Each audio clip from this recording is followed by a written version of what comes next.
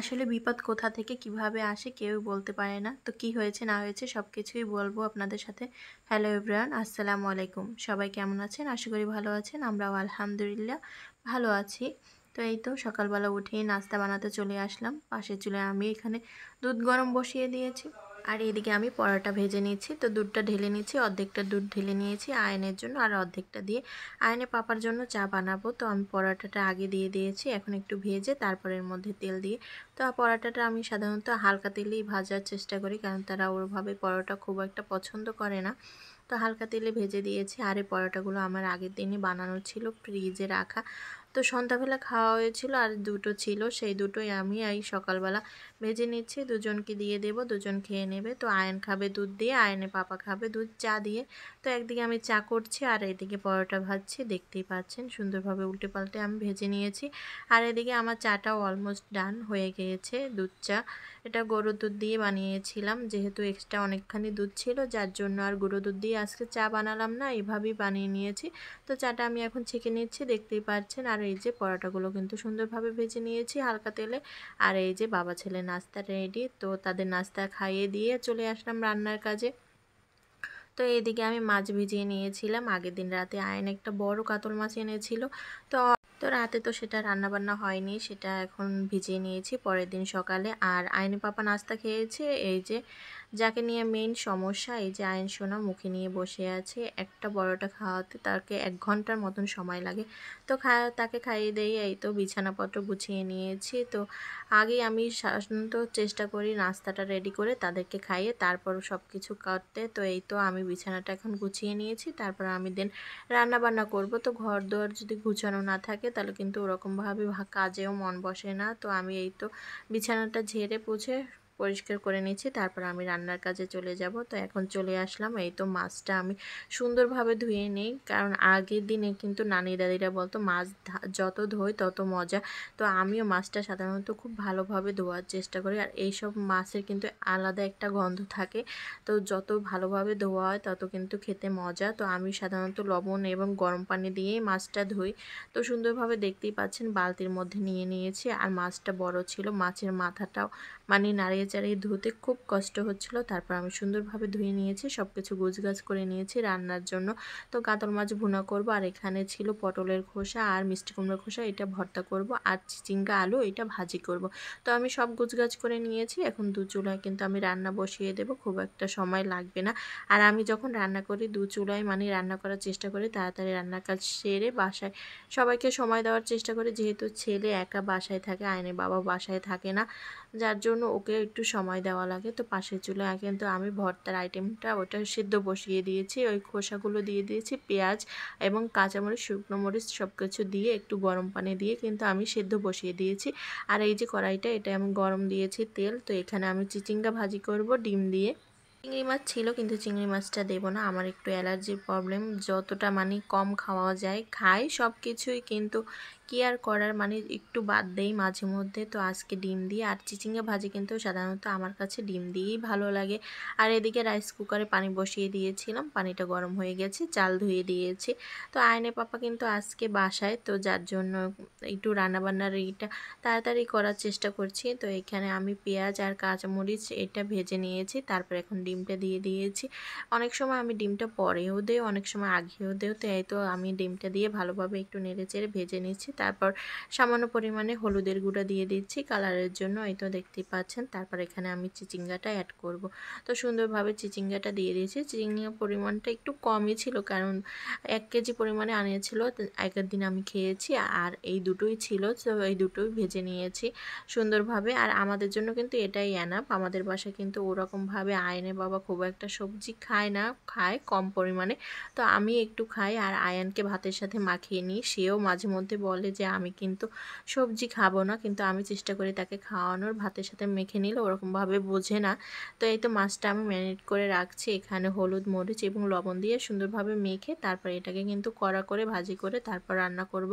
কারণ মাছ ভাজা না হলে কিন্তু আয়নের বাবা পছন্দ করে না, আমরা কাঁচা মাছ খাই না সাধারণত রান্না করে।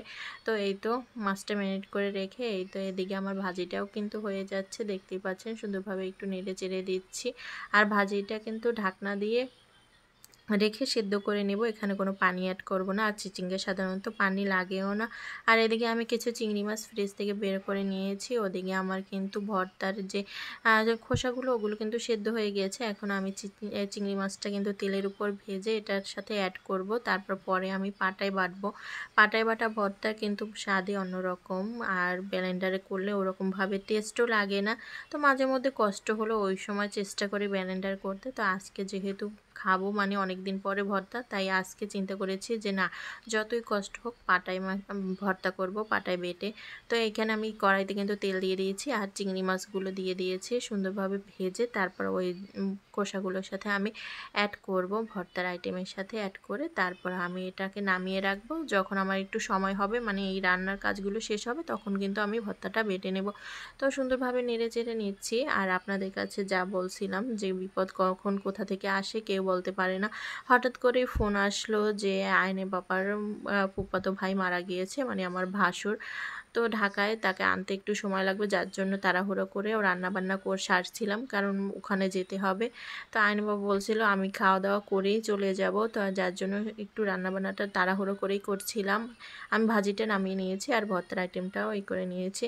তার কিছুক্ষণ পরে মানে আমাদের খাওয়া দাওয়ার পরে তারপর আমার বোনের ফোন আসে যে আমাদের ছোটো মামা হার্ট অ্যাটাক করেছে, তার হার্টের সমস্যা হয়েছে, মানে বুকে ব্যথা হচ্ছে। হঠাৎ করে বাসায় এসে তারপর তাকে হসপিটালে নিয়ে গিয়েছে। তো এরকমের চারিদিকে খারাপ নিউজ শোনার পরে মনটাই ভালো লাগে না। তারপরও রান্নাবান্না মাঝখানে শুনেছি, তারপরও করছি।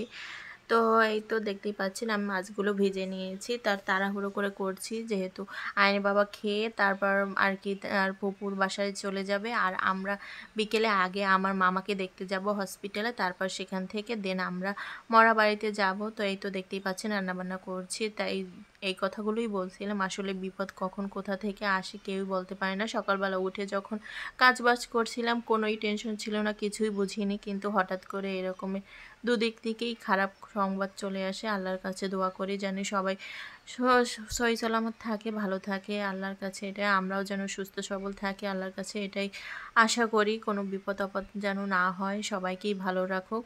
তো এদিকে আমি মাছটা ভুনা করতেছি, দেখতেই পাচ্ছেন ফার্স্ট টাইম পেঁয়াজ দিয়ে দিয়েছি। তারপর আমি একসাথে মশলা করে নিয়েছি, এখানে আদা রসুন এবং একটু পেঁয়াজ আর গরম মশলা দিয়ে আমি কিন্তু ব্লেন্ডার করে নিয়েছি। তারপর কিছু কাঁচামরিচও অ্যাড করেছি। তো মশলাটা আমি ভালোভাবে ভেজে নিচ্ছি।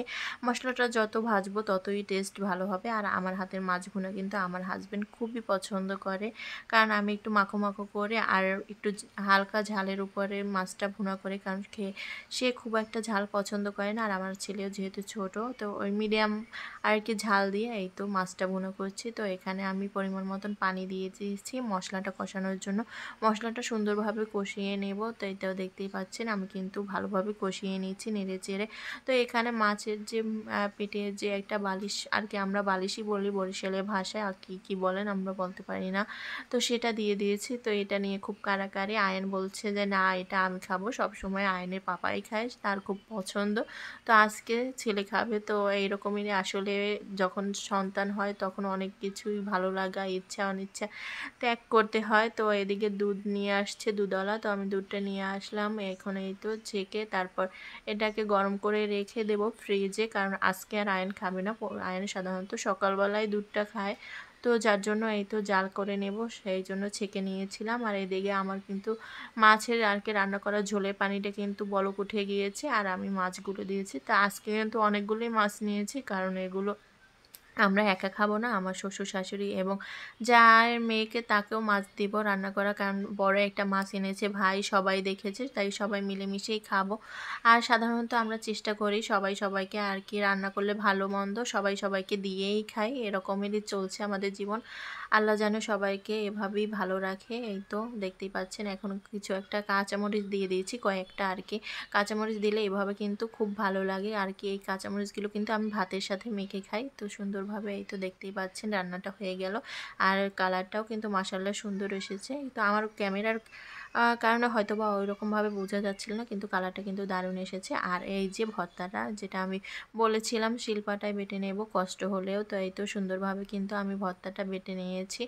আর এই তো একটা চিংড়ি মাছ আমি খেয়ে নিলাম আর কি ভেজে। আসলে লোভ জিনিসটা খুব খারাপ, এত অ্যালার্জির সমস্যা, তারপরও মানে দেখলে খেতে খুব ভালো লাগে, কিন্তু আমি বড় চিংড়ি মাছটা মোটেও পছন্দ করি না। মিডিয়াম যে চিংড়ি মাছগুলো ওইগুলো পছন্দ করি। আমার হাজব্যান্ড আমাকে খুব বকে যে মানুষ ভালোটা খেতে চায় আর তুমি কি আর ছোট চিংড়ি পছন্দ করো, বড়টা চিংড়ি পছন্দ করে না। সে মাঝে মধ্যেই নিয়ে আসে খায়, আমি মাঝে মধ্যে দুই একটা খাই, ওরকমভাবে খাই না, তারাই খায় আর কি। ছেলেও ওরকমভাবে চিংড়ি মাছের টেস্ট ভালো বোঝে না এখনও। তো দেখতে দেখতে আমার কিন্তু ভর্তাটা সুন্দরভাবে বাড়াটা হয়ে গেছে, আর গরম গরম ধোয়া ওঠা ভাত তা পাটায় মেখে নেব। অনেক দিন পরে, আসলে আগে অনেক খাওয়া হতো যখন বাসায় আম্মু ভর্তা করতো বা আমরাও করতাম, তখন কিন্তু একসাথে পাটায় ভাত মেখে সবাই খেতাম, আমি, আমার বোন, আমার আম্মু। তো এখন আর এরকম একলা মানুষ হয় না।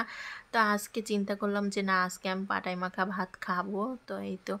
আর কিছু কিছু আপুদের ভিডিও খুব ভালো লাগে, যারা পাটায় মেখে মানে ভর্তা করে তারপর পাটায় মেখে ভাত খায়, তখন খুব ইচ্ছে করে। তো আজকে খাচ্ছিলাম, খুব মজা লাগছিল।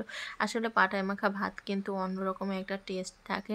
তো এই তো সুন্দরভাবে খেয়ে নিয়েছি। এখন পাটাটা উঠিয়ে ধুয়ে মুছে সব কিছু রান্নাঘর গুছিয়ে নেব। আর এদিকে আমার বাবা সোনা চলে আসছে, সে খুব কাজ করছিল, বলতেছে বাহিরে বালু লোড করছিলাম। তো তার বাবাকে পেয়েছে, তার বাবা আর কি দুদিনের জন্য আর কি ছুটি নিয়েছিল। তো এই তো দেখতেই পাচ্ছেন, সে মানে বাবার সাথে খুব টাইম পাস করছে, খেলা করছে। আর এদিকে রান্না বান্না শেষ, কিচেনটা আমি গুছিয়ে নিয়েছি।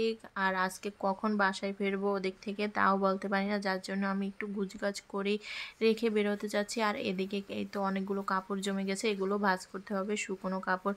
তো যাই হোক, আমি আগে গোসলটা সেরে নিয়েছি নামাজ পড়ে, তারপরে এই তো আয়না বাবাকে খেতে দিলাম, কারণ সে যাবে, আমার শ্বশুর আর সে আগে যাবে মরাবাড়িতে। তো এই তো খাওয়া দাওয়া শেষে তারপর আমি আমার ছেলেকে নিয়ে রওনা দিলাম হসপিটালের উদ্দেশ্যে। তো সেখানে যেহেতু খুব একটা খারাপ অবস্থা, মানে ওরকমভাবে ভিডিও নেওয়া উচিতও না, আরও সেরকম মন মানসিকতাও ছিল না। তো আমরা ওখান থেকে তারপর বাসায় চলে আসছিলাম। তারপর বাসায় এসে আইনে পাপা আমাদেরকে নিয়ে গিয়েছিল মরাবাড়িতে, তো সেখানে দেখা টেকা করে তারপর আর কি মাটি দেওয়া হয়েছে। তারপর আমরা বাসার উদ্দেশ্যে রওনা দিয়েছি। আর এখান থেকে একটা তরমুজ কিনেছিলাম আয়নের জন্য। আয়ন অনেকদিন যাবতই তরমুজ খাওয়ার কথা বলছিল, যার জন্য ওই দিনকে একটা কিনে নিয়েছিলাম। তো এসে তারা ভাই বোনে আবার গিয়েছিল একটু বাহিরে, তো এখান থেকেও কলা এবং খেলনা কিনে নিয়েছে। তা আজকের ভিডিওটি এই অবধি। যদি আমার ভিডিও ভালো লাগে অবশ্যই লাইক, কমেন্ট এবং শেয়ার করতে ভুলবেন না। অনেক কষ্ট করে ভিডিও করি, আসলে একটা ভিডিও করতে কিন্তু অনেক কষ্ট আছে। আপনারা অনেকেই ভিডিও দেখেন কিন্তু লাইক কমেন্ট করেন না, আশা করি আমাকে একটা লাইক কমেন্ট করে যাবেন। তো সবাই ভালো থাকবেন, সুস্থ থাকবেন, আল্লাহর কাছে দোয়া করি, আর আমাদের জন্যও দোয়া করবেন। আল্লাহ হাফেজ, আসসালামু আলাইকুম।